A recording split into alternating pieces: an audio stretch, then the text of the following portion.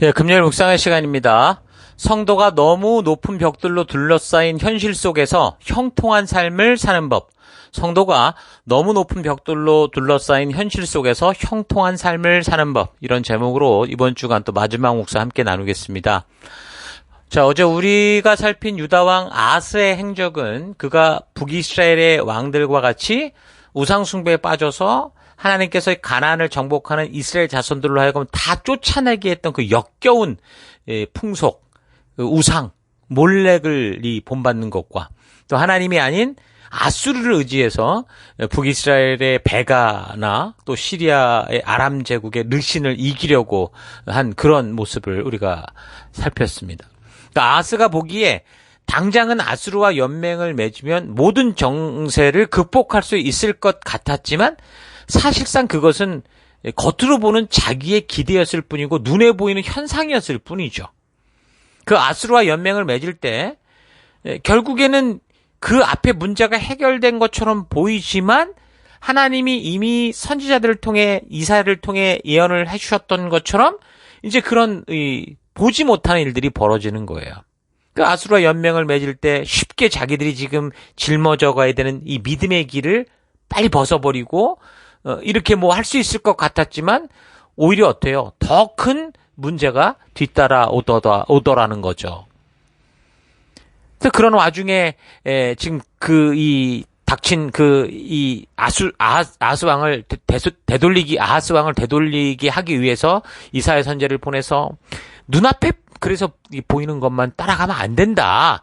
이런 길을 계속 하는데도 이제 이게 고집을 피우는 거였죠.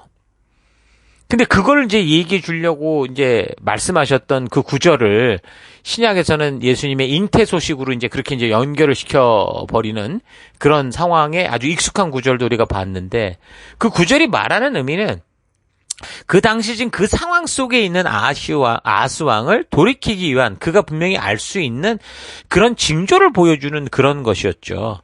그게 이 사건 이후에 700년 뒤에 벌어질 예수님의 탄생에 대한 예수님의 그 동정녀 탄생을 얘기하려고 하는 것은 아니다라는 것을 우리가 생각해 봤습니다. 그러니까 이 구절은 하나님께서 지금 곧 멸망될 것처럼 두려워하는 이 아하스 왕과 그 이제 이 남유다 백성들에게 이사야 선지자를 통해서 두려워 말라는 거예요. 너희가 말씀의 길을 걸으면 하나님이 책임져 주신다. 그런 얘기를 확실하게 하기 위해서 그 왕이 아는 또 분명한 사람의 어떤 그런 징조를 통해 결국 이 아이가 선악을 분별하기 전에 이 태어난 아이가 분별하기 전에 이 두 나라가 패망할 거다. 이걸 확실하게 확신시켜주는 그런 내용이었다라는 거죠. 그래서 이런 확실한 미래의 일을 이사야 선지자를 통해 이게 분명히 들었단 말이에요. 유다 왕이. 그런데도 이 사람은 하나님을 바라보고 믿음으로 산 게 아니고 결국은 자기를 침공한 그 아람과 북이스라엘을 이겨보겠다고 더 북쪽의 강국이었던 아수르를 끌어들여요. 디글랏빌레셀 3세가 그래서 여기 열왕기 하 15장에는 그 불왕으로 이렇게 이름이 나오는데 불이라는 이름으로 나오는데 이 디글랏빌레셀 3세 이 사람이 개입하게 되는 거예요.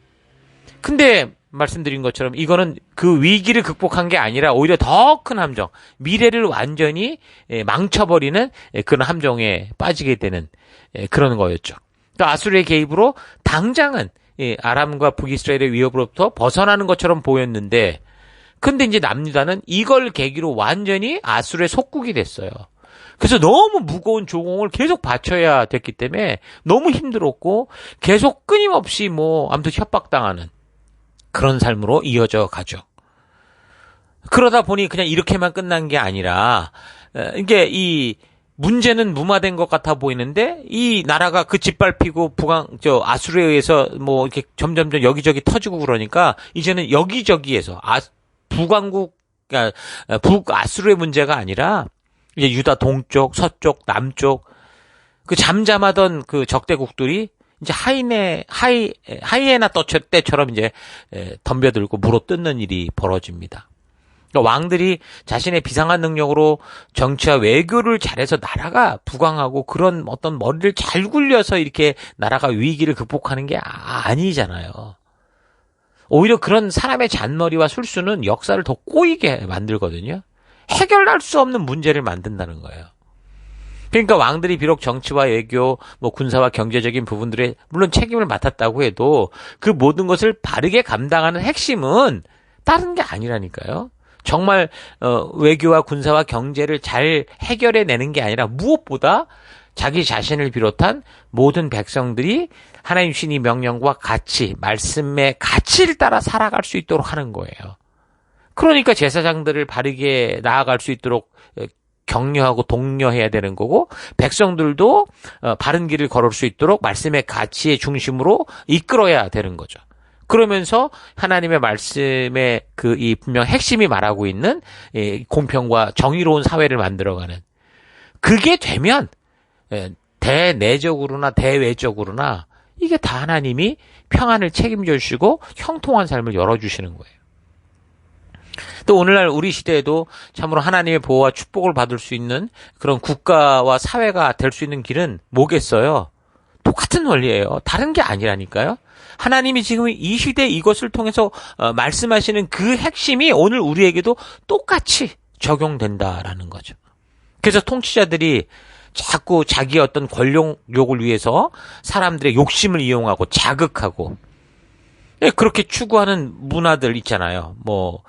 대표적으로 동성애 같은 거, 이런 거 마치 무슨 이 시대에 무슨 지성인들이 받아들여야 될 무슨 소수인권의 어떤 중요한 문제인 것처럼 거기에 휩쓸려 가지고서는 결국 이렇게 가지만 모르지. 당장은 눈에 보이는 사람들이 박수 치는지 모르지만 동성애가 아니어도 그걸 지지하는 사람들의 대부분의 그 어떤 뿌리 속에는 또 자기의 또 다른 욕정이 있는 거야. 이 사람은 동성애를 좋아하고 저 사람은 양성애를 좋아하고 이 사람은 돈 욕심이 있고 이 사람은 무슨 아무튼 다 욕심이 있는 거죠. 그러니까 결국은 다양하게 문제가 드러나지만 뿌리가 똑같으니까 동조를 하는 거예요.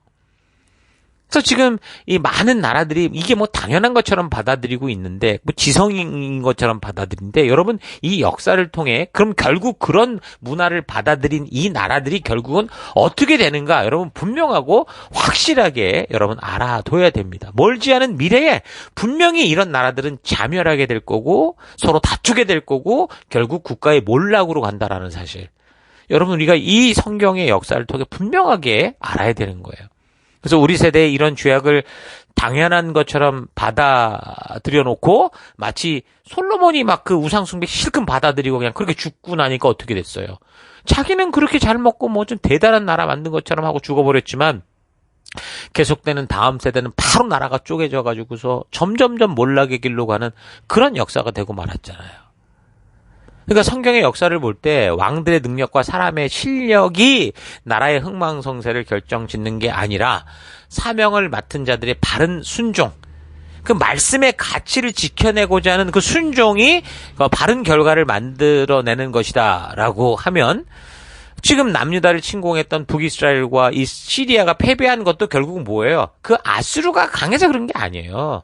하나님의 섭리 가운데 하나님이 미리 말씀하신 그대로 이루어진 결과일 뿐이다라는 거죠. 그러니까 약한 나라가 강한 나라를 이기고 가난한 나라가 부한 나라를 이기는 길은 뭐예요? 누가 하나님의 길을 따라 살아가느냐, 거기에 달려 있다라는 거예요. 그러니까 아무리 강대국, 지금도 이 시대 속에 천조국이라고 하는 미국이 됐든 정신 나간 러시아가 됐든 어디가 됐든 간에 핵무기를 수백 개 갖고 있다고 해도 결국은 영원히 이 하나님의 나라를 이루어갈 그 나라는 어떤 나라일까요? 하나님의 말씀의 가치가 주도하는 나라다라는 겁니다. 자, 그런데 이 아하스 왕이 그럼에도 불구하고 정신을 차리지 못하죠. 그래서 아수르를 통해서 북왕국의 위협을 무마시키고, 그리고 그때 어떤 일이 벌어졌냐면, 아람은 먼저 망했고, 북왕국이 그런 위협을 받은 그때, 결국 어떻게 됐어요? 감사한다고 아수르 왕을 영접하기 위해서 아람의 수도, 이미 아수르에게 점령당한 아람의 수도 다메섹까지 쫓아 올라가서 아부를 떠는 거예요. 더 황당한 건 뭐냐면, 그런 와중에 이 유다왕 아하스는 아람 나라의 신전을 보고 놀란 거예요. 이 우상신당에 그래서 설계도를 그려라. 그래가지고 그거를 예루살렘에 있는 제사장들에게 보내서 자기가 가기 전에 예루살렘 성전에 이걸 리노베이션 하라고 그런 건지 이걸 지으라고 그런 건지 그런 짓을 한 거예요. 그 도와줘서 감사하다고 지금 사실 아수르 왕에 가긴 갔는데 사실 가가지고 제대로 대접받은 게 아니에요. 오히려 수치당하고 엄청난 그 이제 그 조공을 바쳐야 되는 협박을 당하는 그런 상황이었거든요. 그렇게 되면 야 이건 사람을 믿을 게 정말 아니구나. 이런 걸 바르게 깨닫고 하나님께 돌이켜서 해야 되는데 이 한 짓거리가 뭐예요? 남의 나라 우상 신당을 흉내내는. 그래서 여호와께 더 범죄하는 이상한 짓으로 빠지는 거죠. 그것도 사실 시리아의 그런 어떤 신당이라고 하면 그건 아수르에게 망한 나라 아니에요. 그렇게 볼 때는 아수르에게 졌던 이 시리아가 아니라 뭐 시리아나 아수르나 사실 다 똑같이 비슷한 신들을 섬기고 있었으니 같은 맥락에서 우리가 보면 될 것 같아요. 그러니까 아수르의 신들이 너무 강했기 때문에 자기가 전통적으로 우리가 알고 있는 여호와 하나님보다 더 센 사람이다. 센 신이다. 이래가면서 그 본문에는 뭐 다메섹 신전이라고 나왔지만 결국 아수르 왕이 섬기는 그런 신당을 그대로 본따서 예루살렘에 만들었던 거고. 그럼 아시리아의 신들을 모시고 우상을 숭배하는 그런 짓을 한 거예요. 역대 28장 22절 사태가 이렇게 악화되었는데도 아하스 왕은 주께 더욱 범죄하여 자기를 친 다마스쿠스 사람들이 섬기는 신들에게 제사를 지내면서 시리아 왕들이 섬긴 신들이 그 왕들을 도왔으니 나도 그 신들에게 제사를 드리면 그 신들이 나를 돕겠지 하고 생각했다. 그러나 이 일이 오히려 아하스와 온 이스라엘을 망하게 했다. 솔로몬이 한 짓 그대로 했다. 이제 그 얘기를 하는 거예요. 이 아하스 왕은 더 나아가서 그래서 무슨 짓까지 하냐면 아수르 왕에게 잘 보이려고 그런지 모르지만 예루살렘 성전을 다 폐쇄하는 거예요.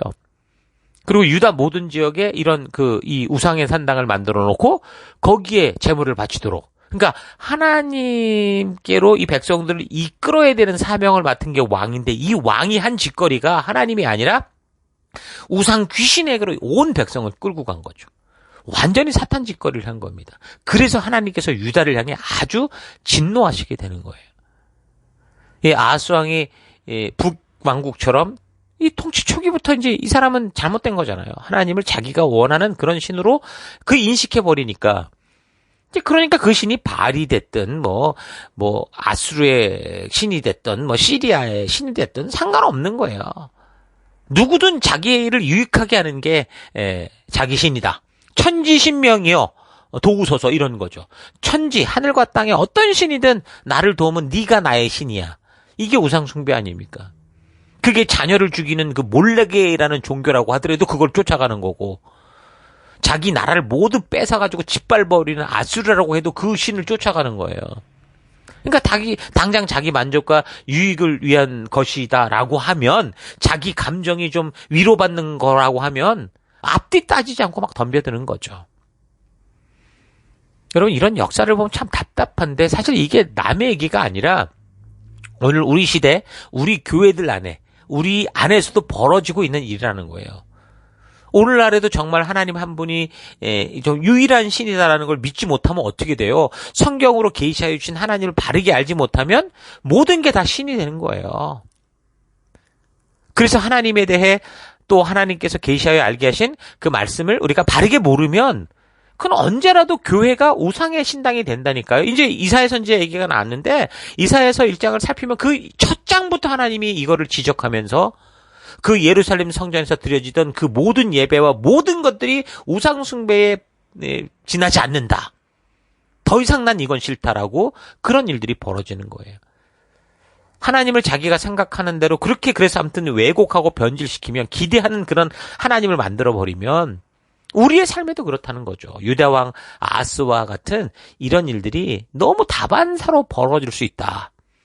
여러분 이런 사실 잊지 마시고 성경이 계시하여 알게 하시는 하나님이 누구시고 그 하나님과 맺은 언약의 의미가 뭐고 그래서 그 하나님이 그 언약 백성들에게 주셨던 하나님의 법도와 규례와 명령이 뭔가 그 의도가 뭔가를 좀 바르게 알아서 우리가 정말 이 땅에 우리를 부르셔서 열방의 제사장으로 세우셨잖아요. 왕 같은 제사장이여 거룩한 나라여 하나님의 소유된 백성으로 세우셨잖아요. 그래서 우리가 그런 진정한 하나님의 백성답게서는 여러분과 제가 될 수 있기를 바랍니다. 이미 북왕국의 몰락을 우리가 이미 살폈지만 17장을 그래서 다시 한번 우리가 살펴볼 때 이 상황을 또 보면 어때요? 결국 이 전쟁으로 북이스라엘에서 이제 베가 왕이 죽고 이제 호세아라는 사람이 왕이 됐다고 그랬잖아요. 예, 북이스라엘로는 이제 어떻게 보면 그 왕조가 시작됐지만 결국은 이게 이제 마지막 왕조로 따지면 9번째 왕조고 그런 왕조가 이제 호세아 때문에 시작이 된 건데 결국은 그게 끝장나는 그런 끝이었어요. 호세아가 즉위할 때 북이스라엘의 영토는 수도 사마리아 정도밖에 안 됐어요. 사마리아 몇몇 산지만 그러니까 다 아수르한테 뺏긴 거예요. 그래서 BC 734년 디글랏빌레셋의 3세 침략으로 나머지 영토는 전부 이 아수르에게 뺏겼던 거거든요. 그래서 호세아 통치 초기에는 호세아가 아수르에게 고개를 숙였고 아수르가 인정해서 어영정부처럼 이 사람을 세웠지만 이제 아수르의 디글랏빌레셀이 죽어요. 그리고 그의 아들 살마네셀 5세가 이제 왕이 되는데 이제 그런 이 정치적 이 위기의 순간을 통해 반역을 하죠. 그래서 어쨌든 그런 반역한다고 뭐좀 버틸 수는 없으니 더 남쪽에 강한 이집트에게 손을 벌렸던 거예요. 그러니까 여기저기 손 벌리며 산 거예요. 하나님이 제발 그러지 말라고 하는데. 근데 사실 그 당시 이집트 이 정치 상황을 보면 미약했어요. 얘네들도 분단돼서 다투고 있는 그런 상황인데 호세아를 도울 형편이 아니었는데 거기에다 손을 내민 거죠. 그러니 뭐 아수르가 다시 침략해 올 때 무슨 도움을 받았겠어요. 그래서 BC 724년에 그 아수르의 살마네셀 5세가 침략을 시작했는데 호세아가 이게 두려우니까 수년간 밀렸던 곡물 이 가지고 마중 나가서 뭐 환영을 하는데 포로로 잡힙니다. 그리고서 수도 사마리아가 포위당해요. 그래서 공격을 시작한 건데 이 전쟁에서 살마네셀 5세가 자기가 북왕국의 왕까지 지금 호세아까지 사로잡았는데도 그 성이 쉽게 함락이 안 됐던 거예요. 거의 3년 동안 이 전쟁이 계속 벌어지게 됐거든요. 그러니까 북왕국이 그렇게 계속 저항을 했던 거죠. 그래서 이 아수르의 살마네셀이 그 정복전쟁 과정에 죽어요 또. 그래서 그 바람에 그 아들이었던 사르곤 2세가 왕이 되는데 그래서 결국 이 사르곤 2세에 의해서 북이스라엘의 사마리아가 완전히 점령당하면서 그래서 BC 722년에 북이스라엘은 그렇게 역사 속에서 완전히 사라지는 거죠. 물론 호세아 왕도 니누에로 끌려가요. 그리고 거기서 죽습니다. 자, 그래서 북이스라엘 10개 지파 백성들은 어떤 결과를 맞게 됐느냐. 아수르에게 완전히 질밟히고 아수르가 펼쳤던 정책이 혼합주의 정책이었어요. 그러니까 처음에 한번 이렇게 하고 나서 그러니까 호세아가 배신을 했잖아요. 그러니까 한번 배신하기 전에 속국으로 살면은 그냥 자기들끼리 살게 해주는데 한번 잘못하면은 완전히 왕권을 바꿔버리죠. 그래서 이제 아까 호세아라는 이제 9대 왕조가 섰는데 근데 거기서 또 반역을 하면 이때는 이제 완전히 끝장을 내는 거예요. 그래서 어떻게 하느냐? 이 사르곤 2세가 그렇지 않아도 자기 아버지가 이 사마리아 정복 전쟁에서 죽는 걸 목격했으니 아주 여기에 이를 갈던 사람이죠. 그래서 이 포로들을 전부 끌고 가요. 아시리아 지역으로 고산, 할라, 저 니누의 지역까지 다 잡아가요. 더 나아가서 메대 지역까지 다 끌고 가 다 흩어버리는 거예요. 다른 민족과 막 섞여버리는 거예요. 그리고 아시리아가 또 이제 바벨론도 그들과 경쟁 상대였었는데 결국 바벨론이 이제 그 지배당하는 상황이니까 이 바벨론 지역 사람 다 또 많이 끌어다가 하맛 지역 또 이스라엘 사마리아 지역 여기까지 끌고 와가지고 막 민족을 막 섞어버렸어요. 이 사건이 그래서 예수님 시대까지 이어지는데 그 이스라엘 사람들이 예수님 시대에 어땠어요? 사마리아 지역이 아주 더러운 지역이라고 취급하면서 그 근처도 달지 않았어요. 그 남쪽에서 북쪽에 갈 때는 요단강 쪽으로 건너서 요단 동편으로 가서 이렇게 갈 정도였거든요. 그 인종적으로 섞여버린 사람들, 이게 더러운 사람들이다. 이 역사, 지금 예수님 시대로 따지면 벌써 거의 700년 전 얘기인데 그 흐름이 계속 예수님 시대까지 그렇게 왔던 거예요. 그 시작이 바로 여기라고요. 이거. 왜 이런 일이 생기게 되는지는 지난 주간 열왕기하 17장에 나오는 예레미야 선지자의 글 11장 예레미야 11장 1절에서 8절을 통해 확인을 했었었죠. 그게 뭐라고 그랬습니까? 결국은 똑같은 얘기죠. 시나산 약속, 그 언약 백성답게 하나님 앞에서 살지 않았던 거예요. 열방에 하나님의 살아계심 알리는 거룩한 제사장 나라로 살아야 됐음에도 불구하고 결국 이들이 자기 욕심과 자기 생각대로 살았기 때문이에요. 그게 사사시대의 특징, 자기 생각대로 사는 거였잖아요. 그러니까 왕이 사명을 가지고 백성들을 하나님께로 이끌어야 되는데 전부 우상에게로 이끌어서 그런 거예요. 하나님을 처음부터 자기 생각대로 자기가 원하는 대로 움직이는 금송아지로 둔갑시켜 놓으니 그런 사람이 성경을 주면 그 성경을 어떻게 사용하겠습니까? 예? 그들이 사용하는 하나님의 법도와 규례와 명령이 하나님의 의도가 담긴 대로 사용되겠어요? 아니죠. 그러니까 이게 종교가 되는 거예요. 저들이 하는 모든 행위가 그 하나님의 법도와 규례와 명령이 담긴 율법 책을 보고 하는 행위가 다 우상숭배가 되고 종교의 허례허식이 되고 만몬주의가 되고 그렇게 기복주의가 되고 그러는 거죠. 그래서 하나님은 그 처음 사사시대 자기 생각대로 살아가는 이 사람들로 인해서부터 시작해서 출애굽 이후 1000년, 지금까지 1000년의 거의 시간 동안 계속해서 사람을 보내셨잖아요. 사사시대에는 사사를 보냈고 나시린을 보내고 또 계속해서 선지자들을 보내면서 간곡하게 돌아오도록 그렇게 성실하게 외쳤지만 이 백성들은 결국 끝까지 그 하나님의 진심을 외면한 채 자기 욕심대로 그렇게 살았던 거예요. 그래서 하나님과의 맺었던 그 언약을 따라 산 게 아니기에 하나님이 그럼 법대로 하자. 이래가지고 결국 북왕국은 그렇게 법대로 된 거예요. 그들이 뭐 고집했으니 법대로 불순종의 결과로 결국은 잡혀가고 끌려가고 짓밟히고 죽고 하는 일들이 생긴 거고 그리고 이제 남유다도 지금 그 길을 또 걷고 있는 거죠. 우리가 지금까지 열왕기하 15장, 16, 17장의 그 이제 남북 유다 역사를 우리가 지금 살폈고 남유다 같은 경우는 이제 아하스까지 살핀 거예요. 북왕국은 이미 망했고. 여러분 이런 시대적 상황을 잘 보면서 이제 왜 하나님께서 이렇게 안타까워 선지자를 보내시는지 아마 그 이유를 이제는 이제 계속 감을 잡을 수 있을 겁니다. 이제 그렇게 나오는 이제 선지자들이 계속 나올 거예요. 뭐 이사야 또 같은 시기에 또 같이 외쳤던 미가 선지자 이런 부분들이 이제 나올 건데 다음 주에 계속해서 미가서를 살펴가면서 이런 역사와 연결해서 또 하나님의 그런 귀한 마음들을 안타까운 마음들을 만나는 귀한 시간들이 됐으면 좋겠어요.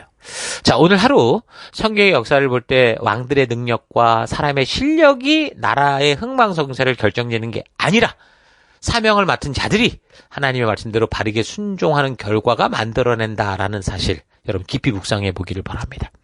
오늘 우리가 하는 사업과 학업과 모든 게 저는 마찬가지라고 봐요. 오늘날 우리는 너무도 경쟁이 치열한 사회 속을 살아가죠. 거기에다가 지금 이제 뭔가 이미 삐뚤어진 사회 속에 나타나는 현상, 빈익빈 부익부의 현상이 극단으로 치닫고 그래서 사회적으로는 금수저니 흑수저니 하면서 너무도 분명히 어떤 그 차별이 느껴지는 이 현실. 예? 눈으로 볼 땐 전부 평등한 것 같은데 법치주의를 외치고 있는데 실제로 보면 보이지 않는 정상적이지 않은 그런 계급주의가 이 사회 속에 있는 그런 분위기가 정말 바르게 살고자 하는 사람들의 희망을 꺾고 기대를 꺾고 그래서 모두가 불안하고 불안정한 사회가 사실은 지속되고 있습니다. 굉장히 잘 사는 것 같은데 굉장히 불안한 시대가 오늘 우리 시대라는 거죠.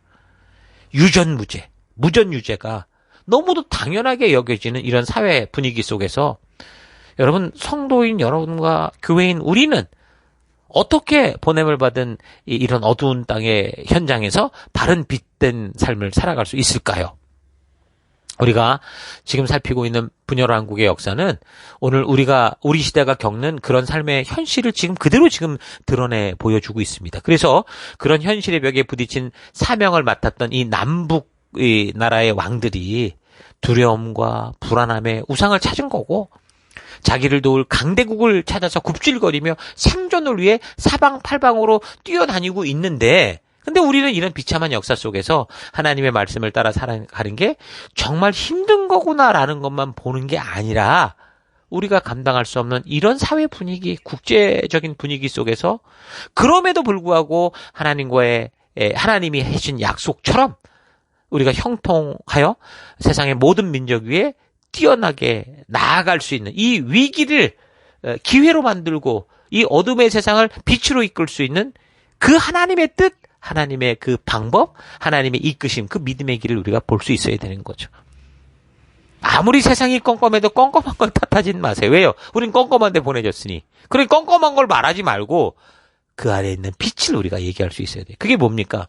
그 분명한 승리의 길에 대해서 너무 정확하게 말하고 있는 신명기 28장. 여기에는 순종할 때의 복, 불순종할 때에 뭐가 있어요? 그런 어떤 결과가 나온다고 그랬죠. 그래서 여러분 이걸 자꾸 읽어보시면서 승리하는 여러분 될 수 있기를 바랍니다. 그래서 제가 신명기 28장 앞쪽 부분을 좀 읽어드릴게요. 1절부터 너희가 주 너희 하나님의 말씀을 귀담아 듣고 내가 오늘 너희에게 명한 그 명령을 주의 깊게 지키면 주 너희 하나님이 너희를 세상의 모든 민족 위에 뛰어나게 하실 것이다. 너희가 주 너희 하나님의 말씀에 순종하면 이 모든 복이 너희에게 찾아와서 너희를 따를 것이다. 라고 하면서 3절부터 너희는 성읍에서도 복을 받고 들에서도 복을 받을 것이다. 너희의 태가 복을 받아 자식을 많이 낳고 땅이 복을 받아 열매를 풍성하게 내고 집짐승이 복을 받아 번식할 것이니 소도 많아지고 양도 새끼를 많이 낳을 거다. 이러면서 계속 그런 얘기가 계속 나오면서 28장 13절 보면 오늘 내가 너희에게 명령하는 바 너희가 너희 하나님의 명령을 진심으로 지키면 주께서는 너희를 머리가 되게 하고 꼬리가 되지 않게 하시며 너희를 오직 위에만 있게 하고 아래에 있게 하지 않으실 것이다. 너희는 좌로든지 우로든지 내가 오늘 너희에게 명하는 이 모든 말씀을 벗어나지 말고 다른 신들을 따라 가서 섬기지 말아라. 이렇게 말하는 거예요. 여러분 이런 하나님의 말씀을 귀담아 듣고 오늘 우리의 삶 속에 이 어두워 보이고 정말 소망 없어 보이는 이 세상 속에서 내가 정말 소망이 되고 빛이 되는 길이 뭔가 분명하게 이 말씀을 중심으로 깨닫고 그 길을 걷기를 바라요. 그래서 하나님께서 직접 명하신 이 말씀대로 순종하는 삶을 살아가면 세상의 거짓된 욕심을 따라 좌로나 우로나 치우치지 않고 하나님께서 분명하게 그의 백성들에게 가르치신 이 법도와 규례와 명령을 따라 살면 그 의도를 따라 살면 지금 여러분이 어떤 처지 어떤 상황에 있더라도 반드시 모든 민족과 열방 중에 뛰어난 존재가 되고 머리가 되게 하실지언정 꼬리가 되지 않게 하신다는 이 하나님의 형통한 약속이 충만하게 넘칠 거라 여러분 믿으시기 바랍니다. 자, 각자 보냄을 받은 살아가는 삶의 현장에서 이런 사실을 기억하시면서 오직 그 하나님의 말씀과 명령을 따라 빛과 소금된 성도의 삶을 담대히 살아가는 여러분들 되기를 주의 이름으로 축원합니다. 오늘 하루도 힘내십시오. 잠시 기도하겠습니다. 하나님께서는 이 세상의 강함과 저들의 보이는 규모에 속지 말고 저들의 강한 연합과 협작과 소금의 속임 속에서도 그런 분위기 속에서도 형통하게 살아가게 하는 이 말씀을 바르게 알고 그대로 순종하는 놀라운 축복의 길을 우리에게 주셨는데 하나님 그 말씀을 소홀히 여기고 그냥 말씀 덮어놓고 무작정 열심히 하면 복 받을 것이라고 착각 속에서 정말 교회 안에서 우상을 섬기며 살아왔던 삶 회개합니다. 하나님을 향한 믿음을 잃으면 아하스처럼 그 불안감을 극복하기 위해서 자꾸 세상에 더 강한 자극적인 그 우상을 찾게 된다라는 거 잊지 않고 다른 그 어떤 것보다 하나님을 향한 바른 믿음 잃지 않기 원합니다. 세상의 험한 풍파와 폭풍을 두려워하기보다 내가 타고 가는 그 배 안에 우리 예수님이 함께 하시는가를 보고 하나님 내 앞에 펼쳐진 이런 어두운 땅이 아니라 그 안에 빛된 빛으로 우리를 이끄시는 하나님을 우리 예수님을 바라보며 믿음을 따라 말씀의 가치로 나아감으로 하나님 그 슬픔의 땅을 기쁨의 땅으로 절망의 땅을 소망의 땅으로 바꾸는 우리가 될 수 있도록 주님 역사하여 주옵소서. 성도가 너무 높은 벽들로 둘러싸인 현실 속에서 형통하게 사는 오직 유일한 길은 이 하나님의 말씀의 길이다라는 거 잊지 않고 오늘도 그 길을 걸을 것을 결단하고 감사드리며 예수님 이름으로 기도했습니다. 아멘.